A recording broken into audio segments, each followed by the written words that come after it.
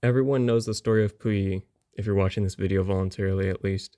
The boy who was proclaimed the Xuantong Emperor of China at only 2 years old, who was held captive in the Forbidden City during the early years of the Republic, who became a puppet leader of the Japanese, and eventually was re-educated into Mao's communist doctrine, dying at the age of 61, to be known as China's last emperor. But what if I told you there was a boy who almost a decade earlier sat in the Forbidden City waiting to be enthroned as the next emperor of China? Well, that boy's name was Pujun, and this is the story of China's almost last emperor.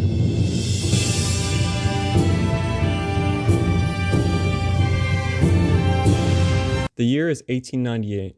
The First Sino-Japanese War ended with a victory for Japan, causing a loss of Korea, Taiwan, and temporarily the Liaodong Peninsula. For one of the largest empires on Earth to lose to a nation with a population 10 times smaller was nothing short of an utter catastrophe. China was humiliated on the world stage, and the Emperor Guangxu decided that reform was needed in order to keep his kingdom alive. He gathered his closest advisors to decide on a plan for what to do.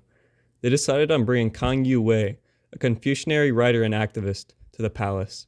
This event would mark the beginning of the 100 Days Reform, a secret plan where the emperor and his advisors attempted to build up China through the rapid signing of decrees that would require building up the navy, improving infrastructure, militarizing, and even enacting the first steps to a democracy through the creation of a parliament.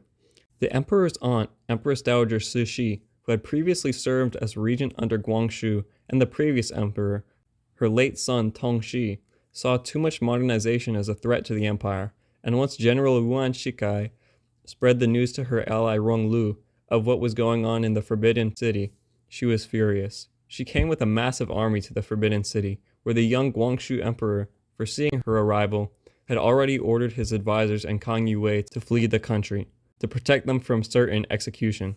In exile, Kang Yu-wei continued to advocate for reform in China, and he published Da Tong Shu, which, alongside inspiring a certain balding communist, envisioned a socialist world government where black, red, and brown people would be systematically removed from the gene pool.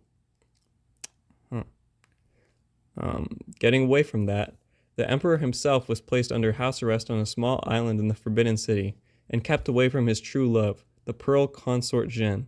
She was arrested in another part of the Forbidden City, where she was visited at night by the emperor, who had been secretly given a boat by his most loyal eunuchs. Outside of the Forbidden City, anti-foreign sentiment, in part due to Christian missionaries being given special privileges in China, was growing rapidly. This led to the creation of the Boxer movement, or Yihequan, who began attacking said missionaries and other foreigners staying in the country.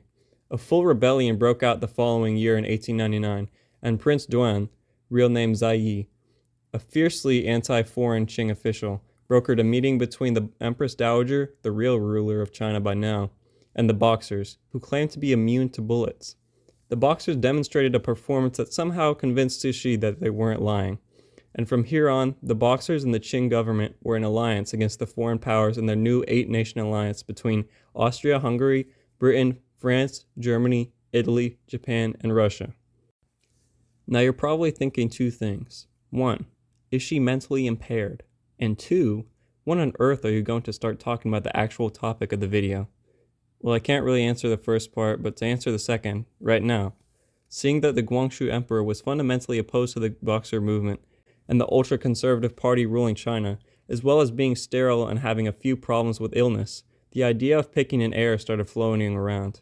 Historically, the Qing dynasty did not have any heir apparents, but Prince Duan, cashing in on the opportunity of the emperor's backstabbing, recommended to the Empress Dowager that his own son should take his spot. Cixi, perhaps feeling pressured by the growing influence of ultra-conservatives at the court, agreed, and at the turn of the century, Aisin Joro Pujun was named heir apparent, or Daage, to the throne. The Empress Dowager even chose a name for him for when he was to succeed as Emperor Baoqing. However, unfortunately for Zai Yi's plan to make his son emperor, people within the Forbidden City quickly took a huge dislike to Pujun.